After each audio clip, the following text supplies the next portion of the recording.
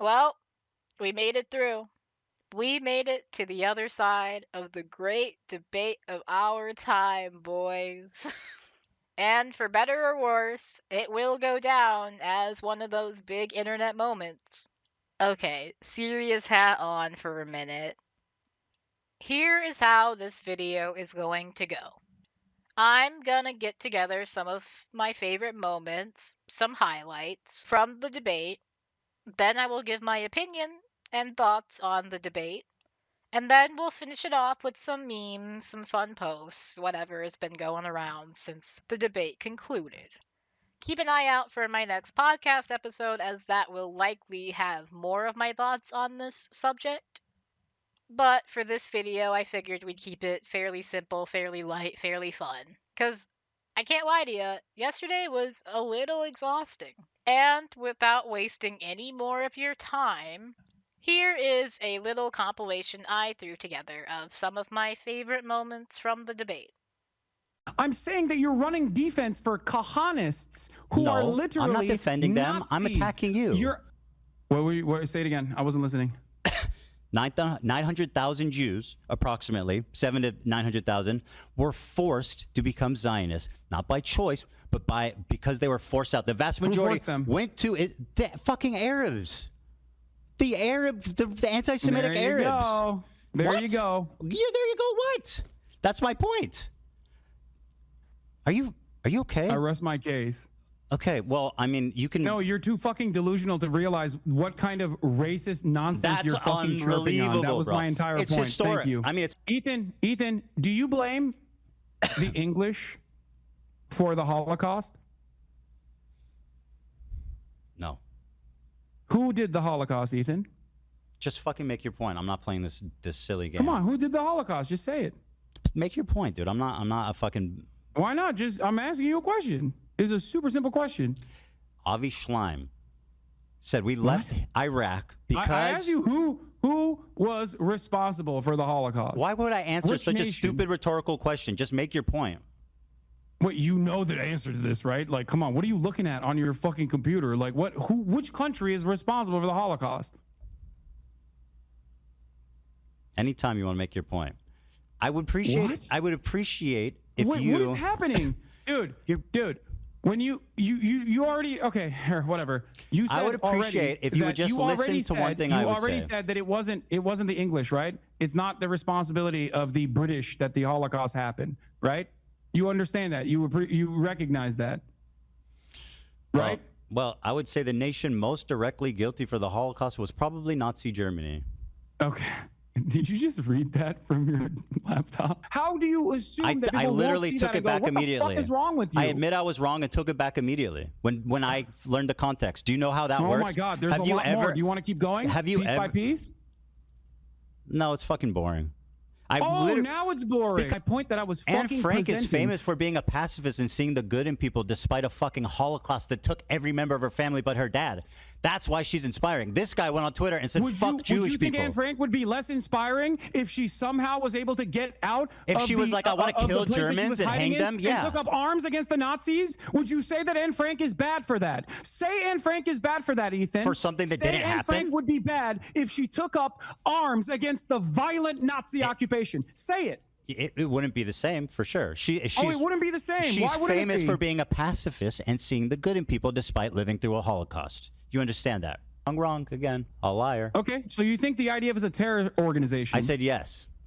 You believe the IDF? I think it's fair to characterize them that way. Okay. Your wife was in the IDF. Yeah. Do you believe your wife is a terrorist? Of course not. Okay, fine. My wife's a terrorist, bro. What the fuck? It's so boring. No, stop. Listen to my words. No, my wife is a terrorist. Very good. Think about it. What was the views at? I never looked. They're pretty good on both ends, like 100K. Whose was higher? Don't ask that question. Hasan's was higher? Hasan's was higher. Yeah. Yeah. Not by much, but it was higher. That's not good. I mean, I had 120,000. I have some information as well to present to you. Okay. Go ahead. And by the way, just take this in. On your Instagram stories alone, since January 1st, 2025, not including clips, since January 31st, you have mentioned me 110 times. What? Based on what? I don't on believe your that. Instagram story hold on. post. From what period? Since From what period of time? January 31st. Hold on. Since no, that's what you, date? not fan channels. This I'm is asking your you for what Instagram. date. So you're saying I storied about you 100 times this year? Always remember, Hasan, that when people criticize me, I watch it on my stream by myself live, unlike a bitch-made coward like yourself, who needs someone to hold your hand, make all the excuses in the world to avoid any single criticism, any response. You, my friend, are a coward, and I am the fucking legend that responded to it live with zero hesitation. But you know why? Because I'm not a liar. Okay, now that you've seen some of the, I guess we'll call them highlights, I will now get into some of my thoughts on the actual debate. Overall, this was both what I expected it to be and not at all what I expected it to be. Ethan Klein did not disappoint in trying to make himself out to be the ultimate victim in all of this. I did not, however, expect him to be so aggressive right out of the gate. He was just so combative and so aggressive towards Hasan. Obviously, he was always going to come in with a vendetta. He's been hating Hasan for over a year now. I wouldn't expect him to stop now just for the debate. But I guess a part of me did actually expect him to sort of keep it on a leash. And he did not. Ethan came out swinging. He was ready to fight from the get-go. Hasan starts talking to the crew, and Ethan immediately goes on the defensive, and it's just overall very ugly and gross.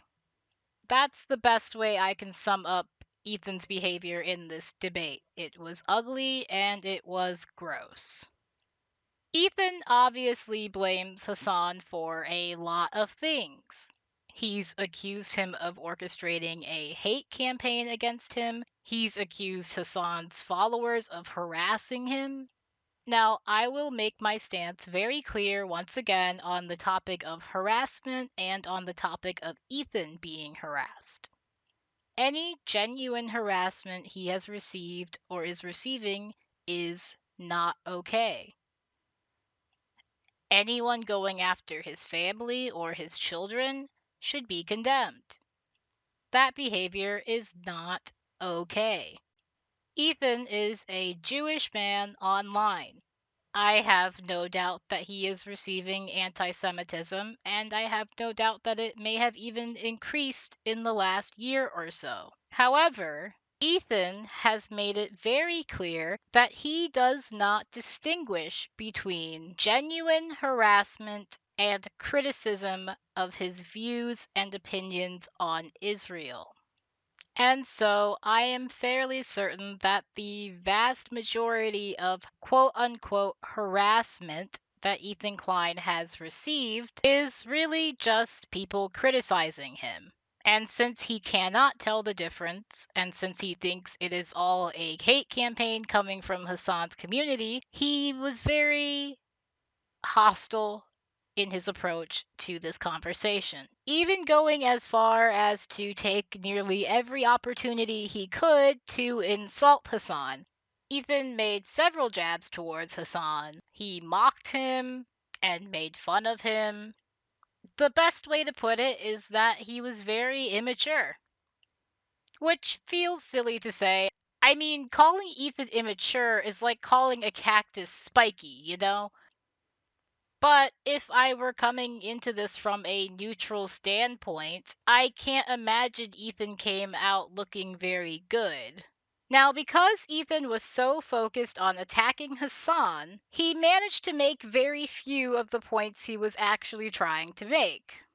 And the few points he did manage to get across, well, at best, they were just not very good. And at worst, they were pretty racist. Ethan really just confirmed a lot of things that people already knew about him. He's not actually pro-Palestinian, he only wants people to think he is.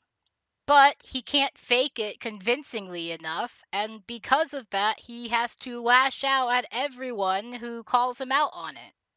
He doesn't care about Palestine, he doesn't care about the Palestinians, and all Ethan Klein really cares about is getting back at the people he feels have wronged him. And I think that his behavior in this debate makes that abundantly clear. So that's basically my thoughts on the debate for now. If you want to hear me go into more depth on my opinions on this, like the video so I know you want to hear them, and subscribe so you don't miss my next podcast episode, where I will go into my feelings a little bit more on this topic and on Ethan in general, and on where I think this is all going to go from here.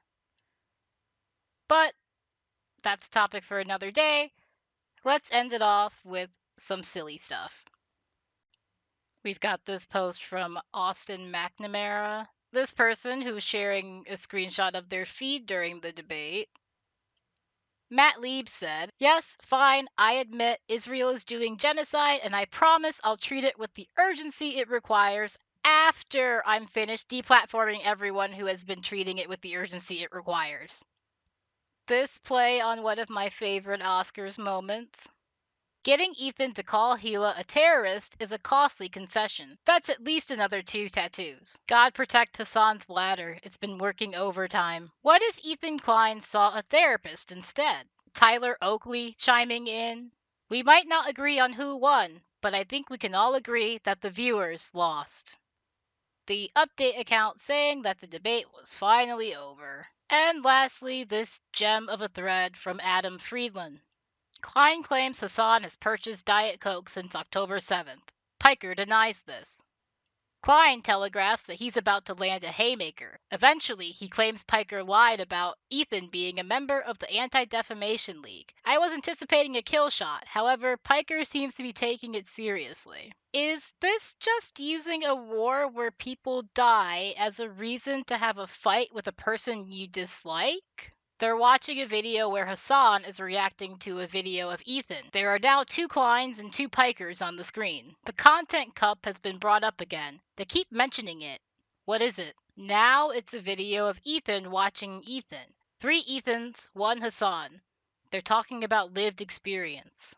China, please stop this. And finally, the last 4 tweets of the thread. Hasan is accused of double standard because XQZ community harassed him. Hasan says, "No one likes you, big dog." Now they're arguing about Matt Lee platforming Bad Empanada. What the fuck does any of this mean? I can't do this anymore. Good night. And that is all I have for you today. If you made it this far, thank you for watching my silly little video here. Like, comment, subscribe. Let me know down below what you thought of the debate. I've given my opinion, so now let me hear yours. And once again, thank you for watching. I appreciate it. Have a nice day. Free Palestine. And goodbye.